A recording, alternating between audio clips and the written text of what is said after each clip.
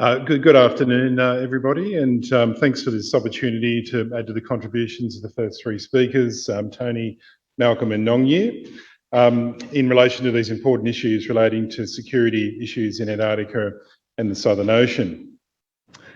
This in some ways is a curious topic for us to be discussing here today, as we typically think of Antarctica, which is a region of about 7% of the Earth's surface, as being the one part of the planet that has largely been free of conflict in human history.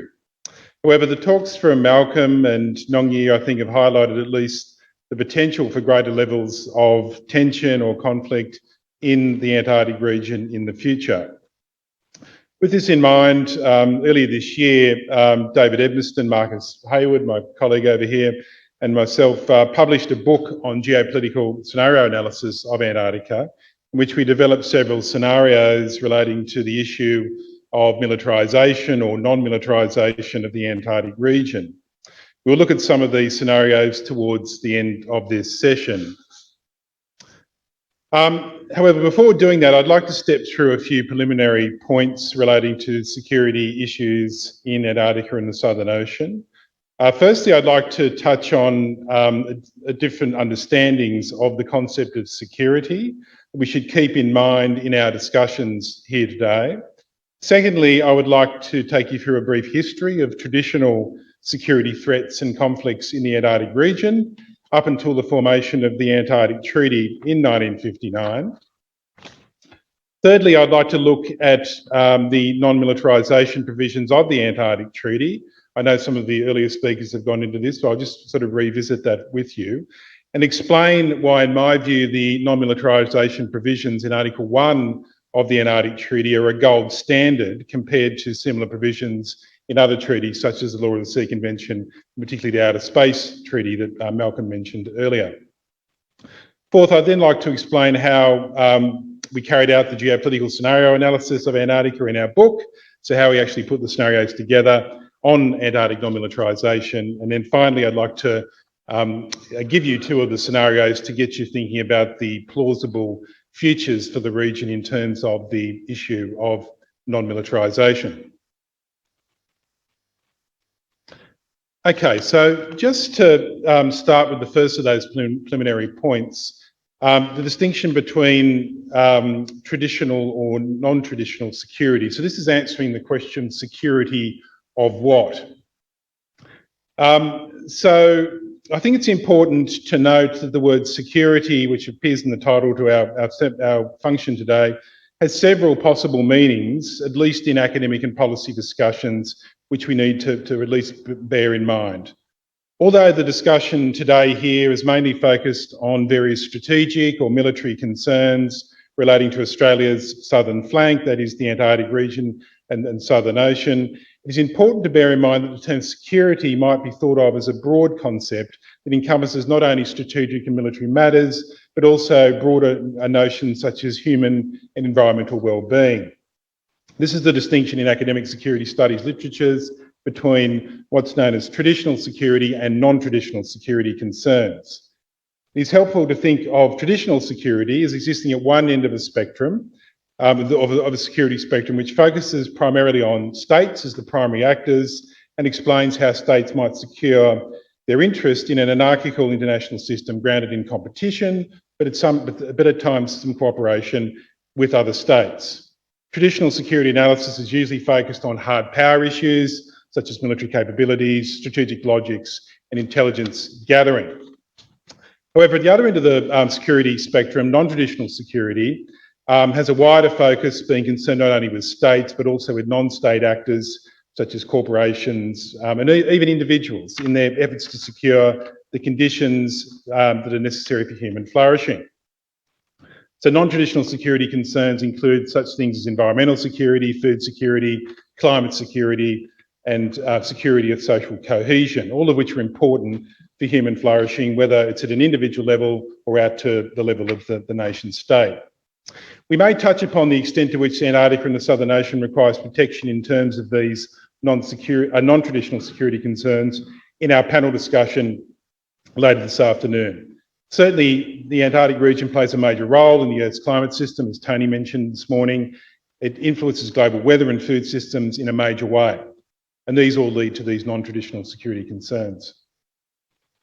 However, the balance of my presentation adopts the more traditional security focus on Antarctica and the Southern Ocean, which has been the theme of most of the earlier material from speakers today. Okay, so let's just dive back into history a little. As I said, we typically think of the Antarctic region and Southern Ocean as being this part of the planet in which there's been little conflict or tension in the past. As Malcolm mentioned, the Antarctic continent and Southern Ocean are relatively remote regions of the planet, far from major centres of human population, far from industrial centres, far from areas of arable land. So they haven't been the sites of past major military tensions or conflicts. Of course, the Antarctic continent has no indigenous population, no permanent population, and most of it was only discovered in the late 19th century and early 20th centuries. In fact, large parts of the Antarctic coastline were only first mapped in the 1940s, which is, only some 70 or 80 years ago. But despite this sparseness of human population in the region, during the first half of the 20th century, Antarctica was not immune from military conflict. In the period leading up to World War II in 1938-39, Nazi Germany led an Antarctic expedition into what was called at the time by them as New Schwabenland or New Swabia, which is over in the Norwegian sector, so around in the Atlantic sector in what's now Norwegian claimed territory in this area of Antarctica. So Nazi Germany, as I said, funded and put forward this expedition in the late 1930s with a view to making a territorial claim in Antarctica, which never occurred. The claim never occurred because of the history of World War II and the abandonment of further territorial claims in the peace settlement that came out of World War II. And the other idea that the Germans had in relation to this expedition in New Schwabenland was the idea of establishing a whaling industry on the Antarctic continent to help with supply of oil for the likely war that was coming only a year or two later. So once the war broke out in 1939, a couple of years later in 1941, in the ocean near the Antarctic Peninsula, there was actually a German raider ship operating called the Penguin, and it captured a Norwegian whaling vessel and its cargo of oil in the area marked 1 on the map up there. This led the British sending an armed merchant cruiser named the Queen of Bermuda to patrol the area between South Georgia and South Shetland Islands and the Weddell Sea area of Antarctica in order to locate and destroy any further German raiding vessels that were operating in the area. So that's the position mark 3 on the map up there. It also needs to be remembered that from the early 1940s onwards, the Antarctica Peninsula region was subject to overlapping assertions of sovereignty by the United Kingdom, Argentina and Chile. The peninsula is one part of Antarctica where there has been overt territorial conflict. In 1942, an Argentine Antarctic expedition took formal possession of several small islands off the Antarctic Peninsula, including an island called Deception Island, which is marked number 6 on the map. This led in 1943 to the British armed merchant cruiser Carnarvon Castle visiting Deception Island to remove Argentinian flags and replace them with British flags. A month later, the Argentinian naval vessel ARA Primero de Mayo returned to Deception Island and reinstated the Argentinian flags. After World War II finished in 1952, relations between Argentina and Britain deteriorated even further when in another area of the Antarctic Peninsula known as Hope Bay, a machine gun was actually fired by Argentinian naval personnel above the heads of the crew of a British Antarctic survey research ship called the John Biscoe, personnel for which were unloading equipment and stores to rebuild a fire-damaged British base in the area. This occurred in the near the number 8 on the map up there. So it was actually shots fired, the first time in Antarctic history where there'd been overt use of weapons one state to another. In 1953, back at Deception Island, near number 6 on the map, 35 armed British Royal Marines landed and captured 2 Argentinian sailors and destroyed 2 huts that they had built as another act of state-to-state, very mild level conflict there. Over in the Indian Ocean sector, closer to Australia, where we have number 2 on the map up here, there was also some interesting history during World War II when the Germans were using the Kerguelen Islands as a rendezvous and resting point for raider vessels operating in the Indian Ocean, including in the approaches close to Australia. The Germans had plans to construct a radio station and meteorological station on the Kerguelen Islands to assist with their war effort. They never fulfilled those plans, but the plans were there. And as a result of the British becoming aware of this, there are actually mines laid by the Royal Navy in the approaches into the Kerguelen Islands.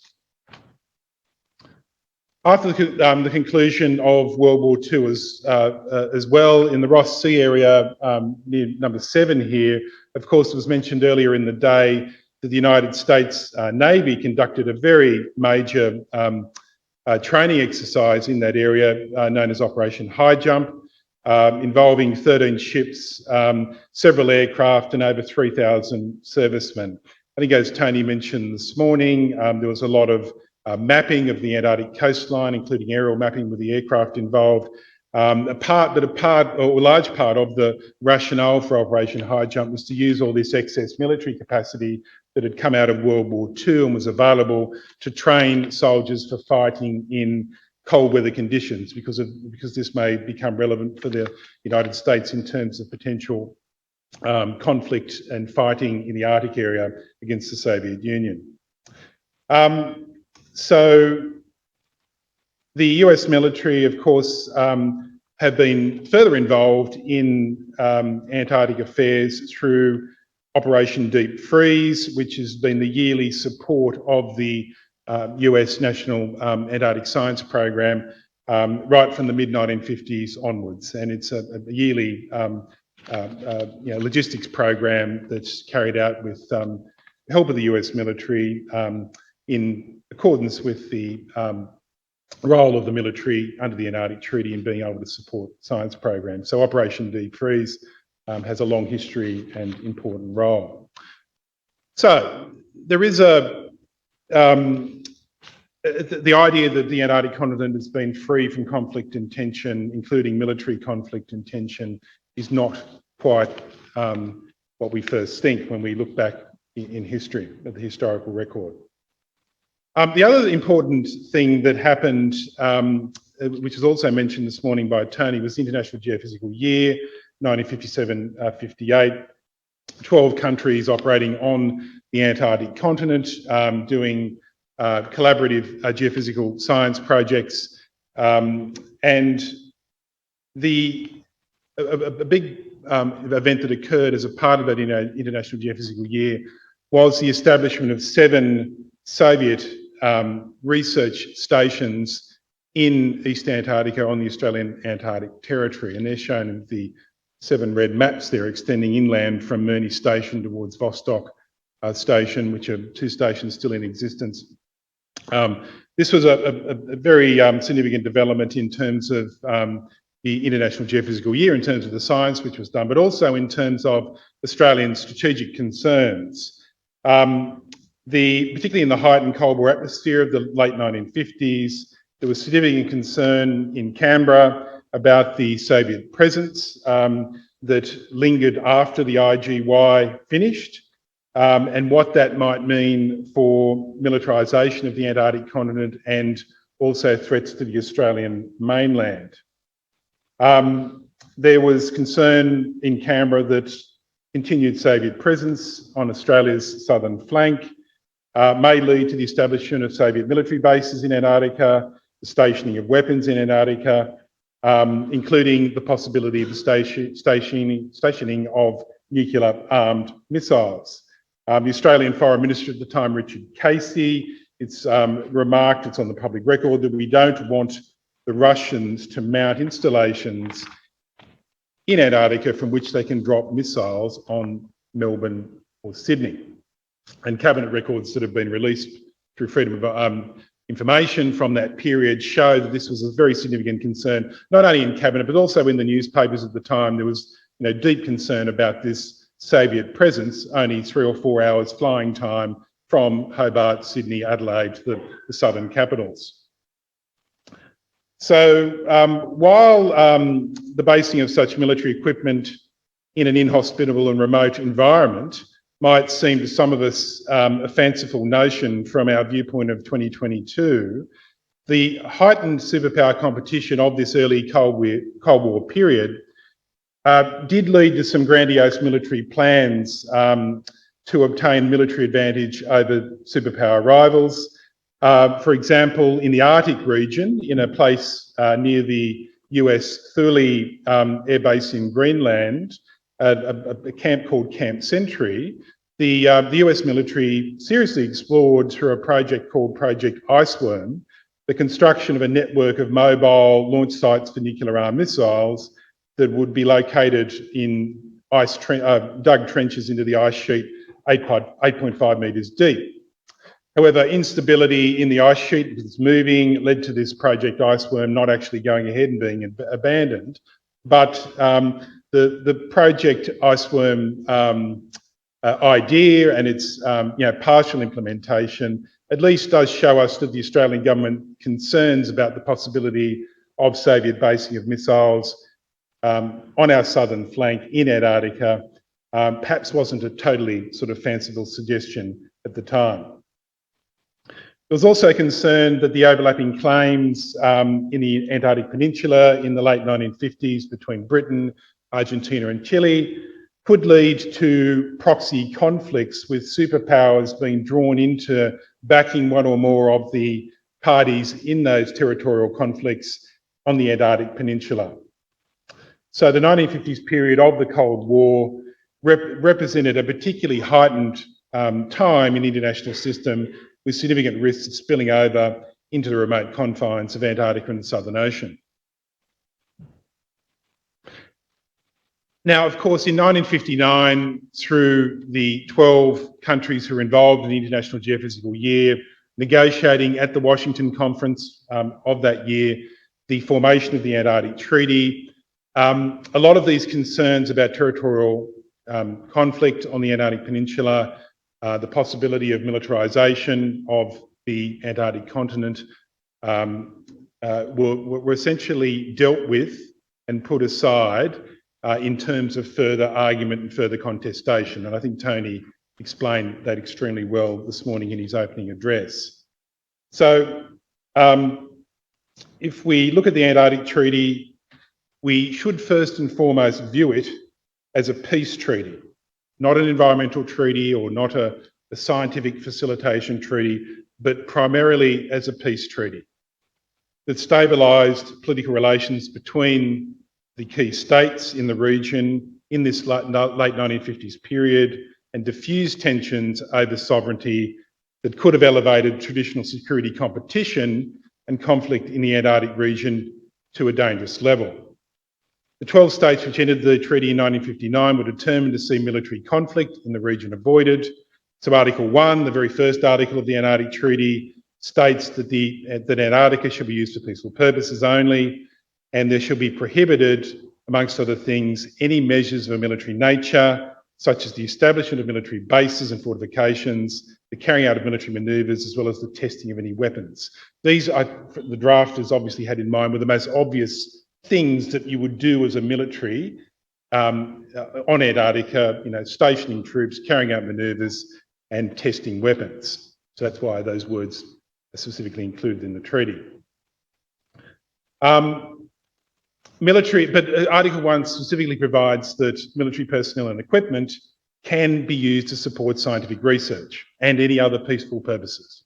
Okay, so they could do tourist work if they so desired, but the way that is worked out is essentially the military has supported scientific endeavours of national scientific programs. Atmospheric testing of nuclear weapons in the late 1950s was also a matter of high concern to the United States and Soviet Union. And finding places on Earth where you could test nuclear weapons in the atmosphere without causing damage to human health was becoming increasingly difficult, particularly for the United States. There were suggestions in US military circles that due to its remoteness, that the Antarctic continent might actually offer a suitable place for the testing of nuclear weapons. There was also a suggestion that nuclear weapons might be used for peaceful purposes in Antarctica. So how could you have a peaceful use of a nuclear weapon? Well, one way you could do it was to use a nuclear weapon to blow ice sheets off areas of rock and land so you could get at them and perhaps mine them. So these ideas also circulated around the late 1950s. So that's why in Article 5 of the Antarctic Treaty, it was agreed that any nuclear explosions, whether military or civilian, were prohibited. And the 12 countries agreed to that as a part of the treaty being put together. Of course, and this was mentioned earlier as well, the Antarctic Treaty did also survive some very testing times during the early 1980s, when, of course, two of the original signatories to the Antarctic Treaty, with overlapping claims on the Antarctic continent, being Argentina and the United Kingdom, were involved in an armed conflict over the Falkland Islands, Islas Malvinas, and this was mentioned this morning, the treaty system functioned well during that period, despite that conflict between two of the key players in the Antarctic Treaty system. There wasn't a usual scheduled Antarctic Treaty consultative meeting in 1982 when the conflict occurred, but there was a special Antarctic Treaty meeting relating to negotiation of the Minerals Convention, the Mining Convention, which was being negotiated at the time. And this conflict didn't get in the way of those negotiations. So Argentina and Australia were able to, Argentina and Britain, not Australia, were able to diplomatically engage within the Antarctic Treaty system and seek common ground around the minerals issue, regardless of the fact that they had just been involved in a nasty and short but nasty armed conflict in the Antarctic, in the South Atlantic, not in the Antarctic Treaty system. Okay, so it's an Antarctic Treaty area, so it's important to realise this, that the Falklands Island conflict was above the Antarctic Treaty area, so it didn't breach Article 1 in any way, but Argentina and the United Kingdom were able to nevertheless operate within the Antarctic Treaty system, and the treaty system was able to ride through that difficult period. Malcolm mentioned this morning the 1967 Outer Space Treaty and the fact that it has provisions which restrict military activities in space.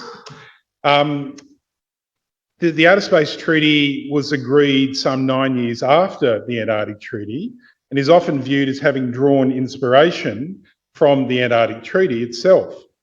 However, in terms of the provisions of the two treaties which restrict militarisation, the Antarctic Treaty, in my view, is the gold standard. The Outer Space Treaty operates to prohibit the placement of nuclear weapons or other weapons of mass destruction in orbit around the Earth, so that's not allowed, or the placement of such weapons of mass destruction or nuclear weapons on celestial bodies such as the Moon or asteroids or planets.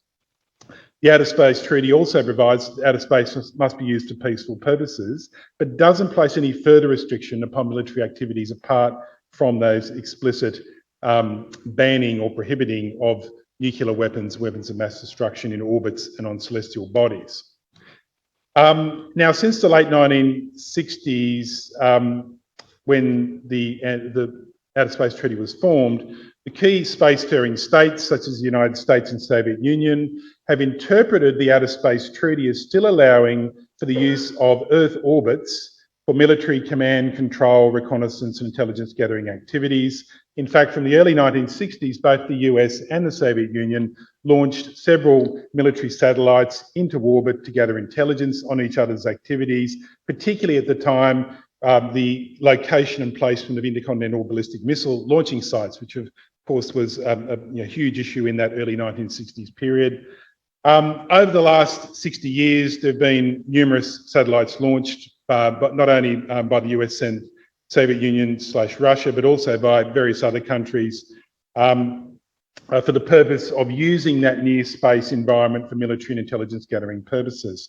And this practice in using satellites is only increasing. So key spacefaring states have clearly established a practice of interpretation for the Outer Space Treaty such that only what's known as aggressive military activity, that is activity which would breach the prohibition on use of force that Nongwei mentioned in Article 2 of the United Nations Charter, it's only that type of aggressive use of force that is prohibited, with passive military activities such as using orbits for command control, reconnaissance and surveillance, okay, and considered to be not a breach of the non-militarisation provisions of the Outer Space Treaty. However, the reason I say that the Antarctic Treaty is the gold standard in terms of non-militarisation is that the Antarctic Treaty parties have not developed any interpretational practice whereby the non-militarisation provisions of the treaty would allow for such passive military activities on the Antarctic continent or surrounding ocean. In fact, the wording of the non-militarisation provisions of the Antarctic Treaty is stronger. Also, to date, there has likely been much less benefit in a state using Antarctica and the Southern Ocean for passive military purposes compared to a state using a near-Earth orbit. The near-Earth orbits are often referred to as the ultimate high ground or vantage point in terms of reconnaissance and collection of information about adversaries. The Antarctic Treaty area doesn't have that obvious advantage, despite the technological issues that are giving rise to greater, perhaps, utility for those things that Malcolm mentioned this morning. So it's important to bear in mind this difference between the Outer Space Treaty and the Antarctic Treaty in terms of these non-militarisation provisions. And as I said, in my view, the Antarctic Treaty wording and the practice that's developed around how to interpret Article 1 of the Antarctic Treaty provides that it's the gold standard in terms of non-militarisation. So they're the sort of preliminary points that I wanted to make. Now let's talk about these scenarios that we developed around the non-militarisation issue. As I said, this comes out of a book that David Ebberston, Marcus Hayward and I put together and published earlier this year with Springer. I think it's fair to say that when we approach this topic, the non-militarisation provisions of the Antarctic Treaty appear to have been largely successful over the last 60 years in that they've prevented any obvious military uses of the area below 60 degrees south latitude. This 7% of the planet we've spoken about as being largely free of conflict. There is no evidence, or at least on the public record, of obvious military activities in the Antarctic Treaty area which would have breached Article 1 of the treaty. But as discussed above, the military forces of various Antarctic states have been involved each summer in providing transport and logistics for national Antarctic science programs. But in doing that, there's no clear evidence on the public record that those military forces have stepped outside that peaceful scientific support use. However, also as flagged in Malcolm's talk, it's important to not rest on our laurels and assume the success of the Antarctic Treaty in providing a non-militarised area to 7% of the planet will continue indefinitely. As I said, with this in mind, David, Marcus and I produced this book, The Future of Antarctica. And our aim in writing the book was to bring the techniques of scenario planning analysis as used in broader fields such as strategic analysis and business studies analysis to bear in order to generate scenarios on plausible geopolitical futures for Antarctica. What we had observed in the commentary about military issues in Antarctica was that there are several people writing about these things, but often giving thoughts and predictions about what might happen in the future and in terms of the Antarctic Treaty and how it might handle these issues, but not necessarily adopting a kind of rigorous or transparent methodology in how they were kind of making these predictions about what might happen. So in using a formal scenario planning analysis approach, we hope to bring a more structured sort of approach to thinking about these issues. That was essentially what we're trying to do with this book. So in doing this analysis to generate these scenarios around the militarisation issue, what we did was essentially look at firstly identifying 49 key driving forces in Antarctic geopolitics that were relevant to the issue of militarisation or non-militarisation of the Antarctic area and Southern Ocean. These were structured into 9 domains, being social, technological, environmental, legal, historical, strategic, geographical, political and economic. And from those 49 driving forces which we identified, we then kind of ranked those 49 driving forces in terms of their importance to the future of the militarisation issue and also the level of uncertainty around that issue. So it was a mixture of importance and uncertainty, and that ranking process gave us what we considered to be the 2 key critical uncertainties from which we could then generate our scenarios. And those 2 critical uncertainties were firstly the level of stability into the future of the international system as it relates to the Antarctic Treaty system. So this critical uncertainty highlights the level of geopolitical tension and uncertainty within the wider international system and the extent to which this might spill over into the Antarctic Treaty area and Antarctic Treaty forums. As mentioned previously, the Antarctic Treaty system during the Falklands armed conflict and also now during the Ukraine armed conflict has experienced shocks in the past from high-profile tensions within the international system, which could spill over into relations between the Antarctic Treaty states. But at a more subtle level, this critical uncertainty also concerns the extent to which wider geopolitical contestation, for instance, between great powers such as the US and China in the Indo-Pacific region, might spill over to affect relations in Antarctic Treaty forums and the Antarctic region more generally. The second critical uncertainty we used to generate the scenarios was the level of strategic advantage a state would receive from Antarctic militarisation. So this critical uncertainty identifies the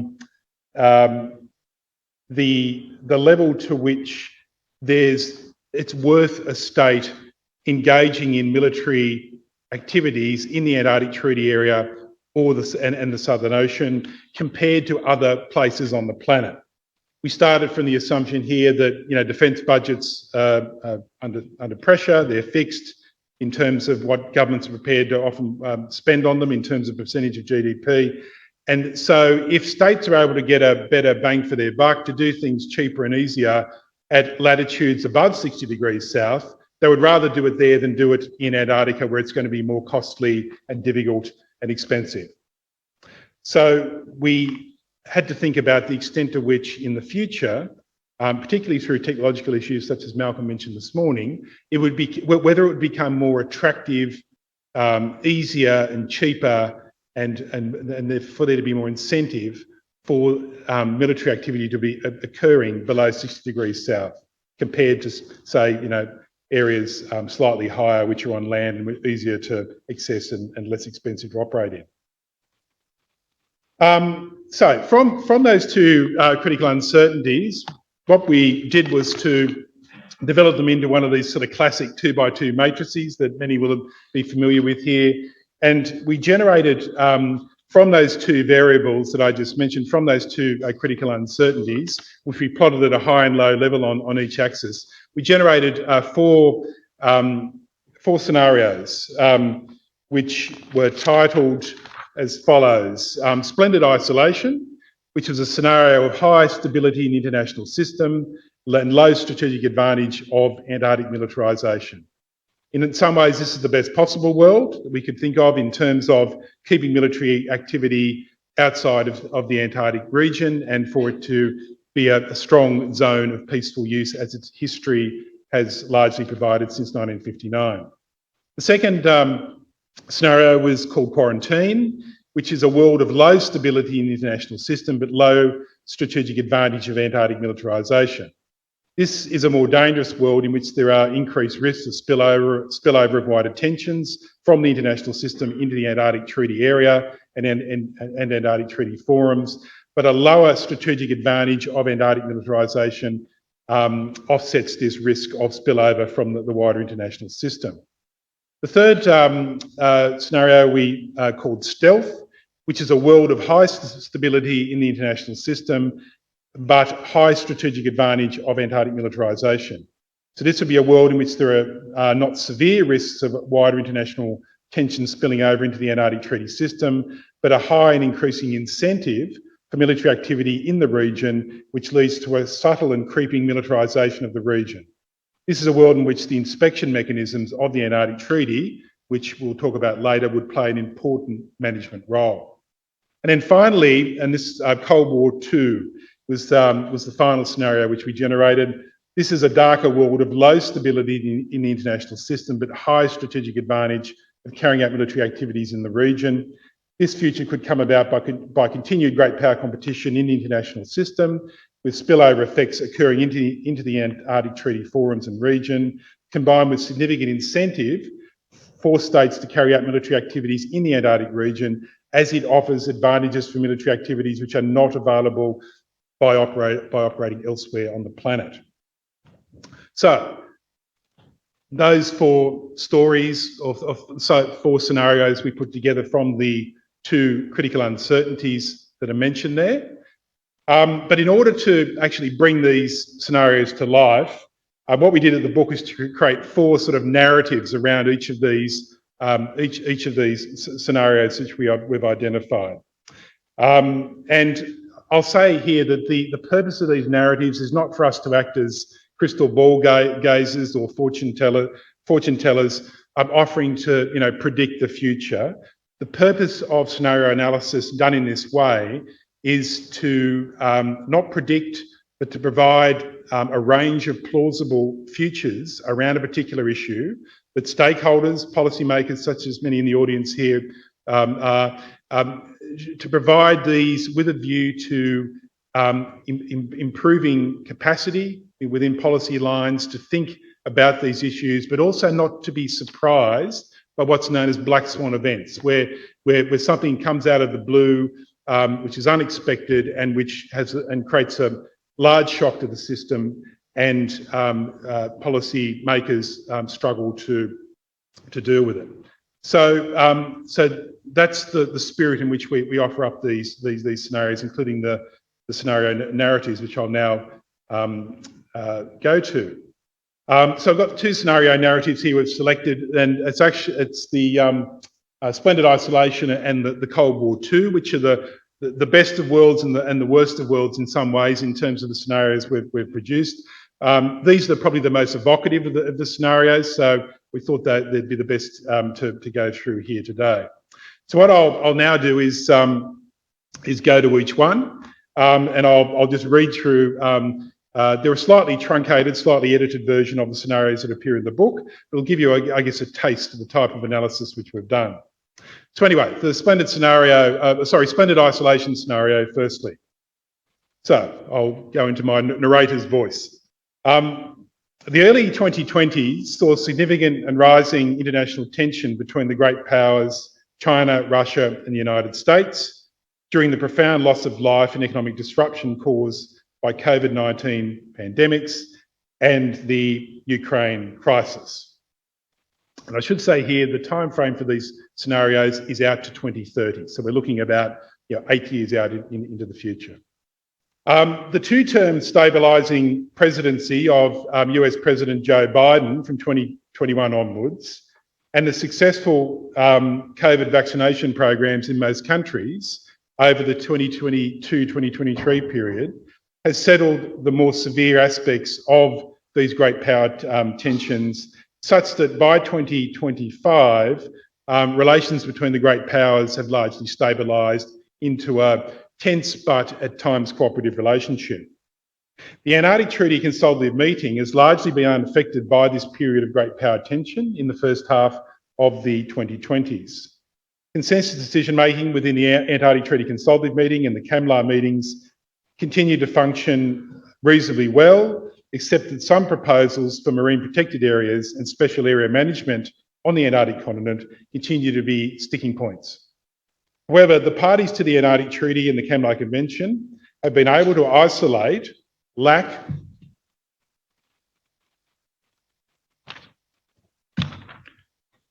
lack of consensus to those issues alone, so that the otherwise largely cooperative working relationship of states within the ATS has prevailed.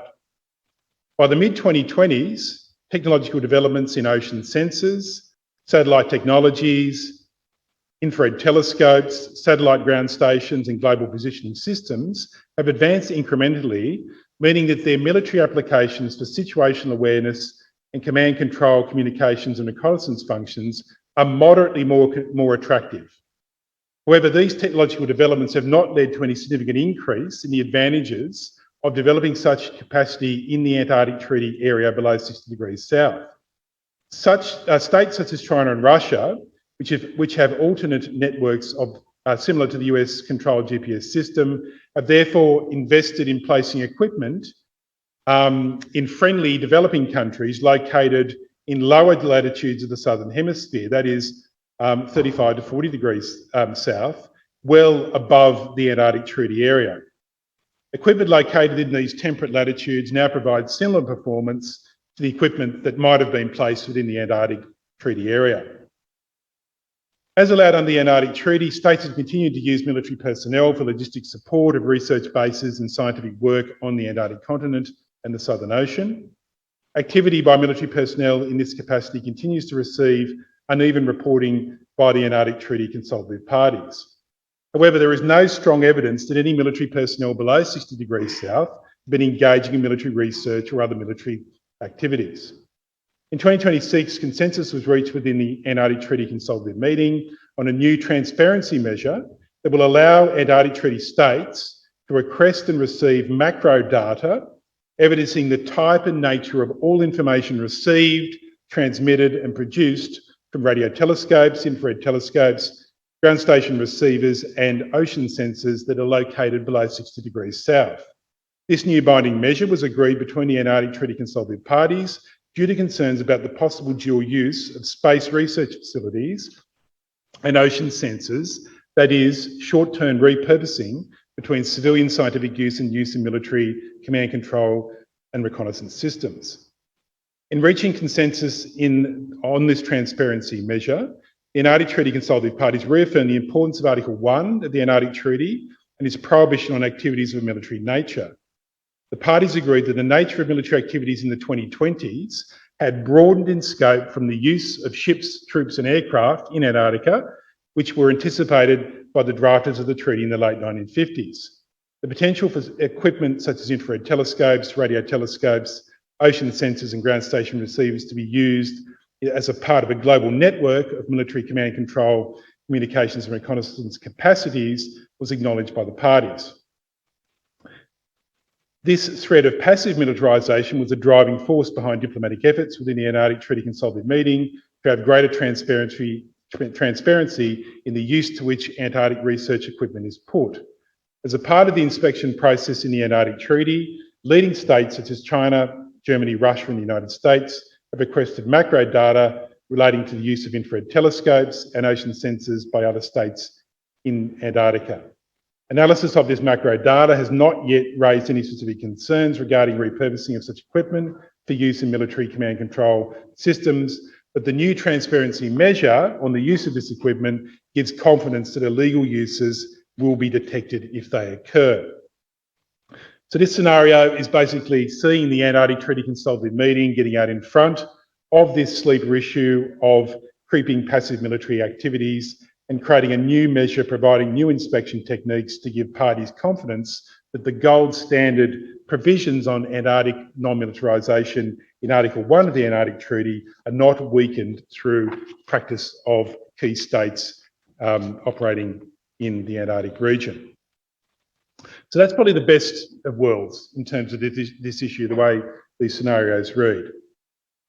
Let's go to the less rosy, darker scenario, which is the Cold War II scenario narrative.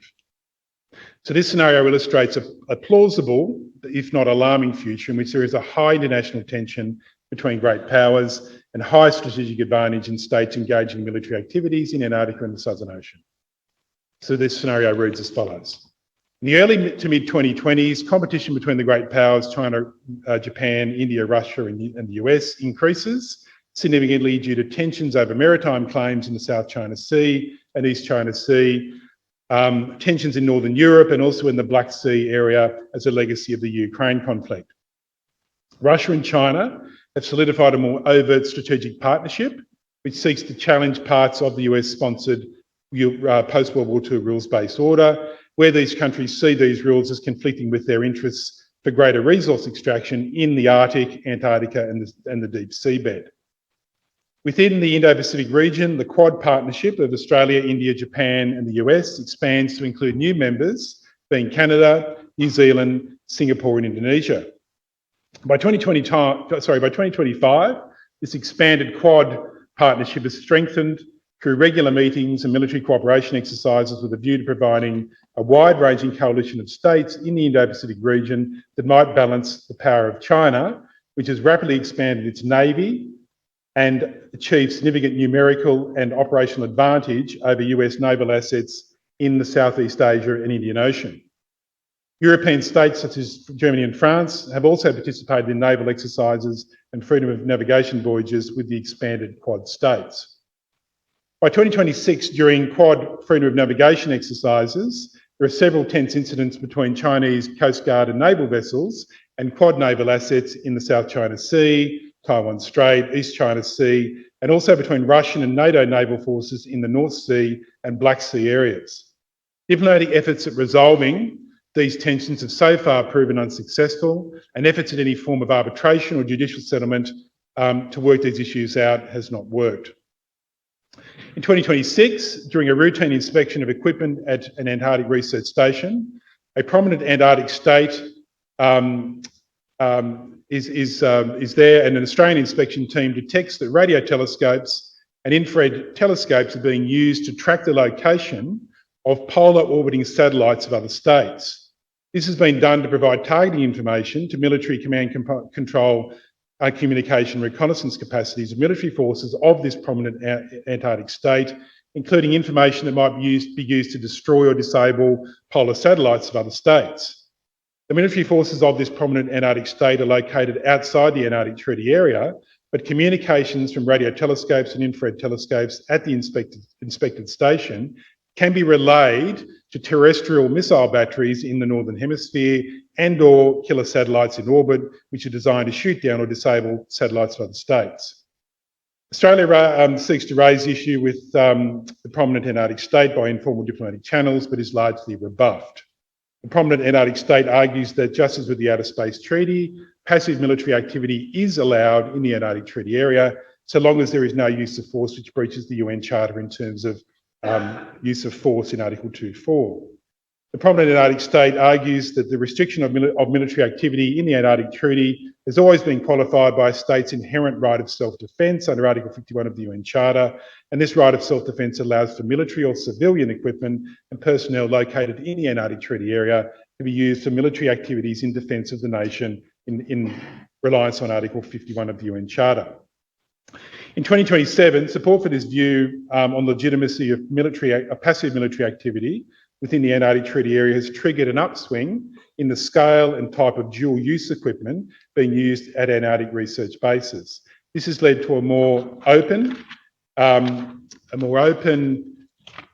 position that infrared telescopes, ground station receivers, ocean sensors and other similar facilities located in the Antarctic continent and the Southern Ocean might be used for communications and intelligence gathering to support defensive military operations, including defensive military operations occurring in far removed areas outside the Antarctic Treaty area.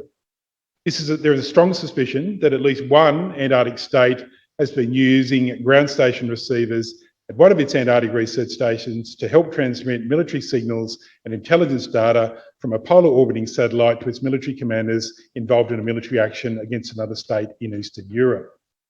In 2028, some Antarctic states have started using armed, unmanned aircraft and underwater vehicles for inspection and surveillance activities in the Southern Ocean and on the Antarctic continent, claiming these weapons are only present for self-defence. There's thankfully been no use of these weapons so far, but these weapons have been displayed in an open manner and on these unmanned aircraft and underwater vehicles. No state has yet raised this issue formally within the Antarctic Treaty Consultative Meeting, as it is expected that no action will be taken due to a lack of consensus of interpretation on the non-militarisation provisions of the Antarctic Treaty. As I mentioned, that's the Cold War II scenario. That's the dark world that we wish to definitely avoid. So, just in conclusion, these sort of scenarios, they're not just exercises in creative writing. If done in a structured way and a transparent way, they can provide thoughts about plausible futures that aren't predictive but allow for the building of policy capacity and the ability to avoid black swan surprises in the future. Scenarios obviously highlight some stresses on the non-militarisation provisions of the Antarctic Treaty, and these stresses are coming from outside the treaty area. They're coming from the wider international system in terms of the level of tension in that system, and also from technological drivers which might make doing passive or even active military activities in the Antarctic Treaty area more attractive as time goes by. But hopefully these scenarios illustrate that the Antarctic Treaty inspection processes, which are key to the Antarctic Treaty and the Environmental Protocol, can be used if the Antarctic Treaty parties are willing and have the political will to do so. They can be used in a way that can try and maintain the gold standard non-militarisation provisions of the Antarctic Treaty. And that, I think, is probably the best situation that we can hope for in relation to this issue. So that's enough for me, Andrew, and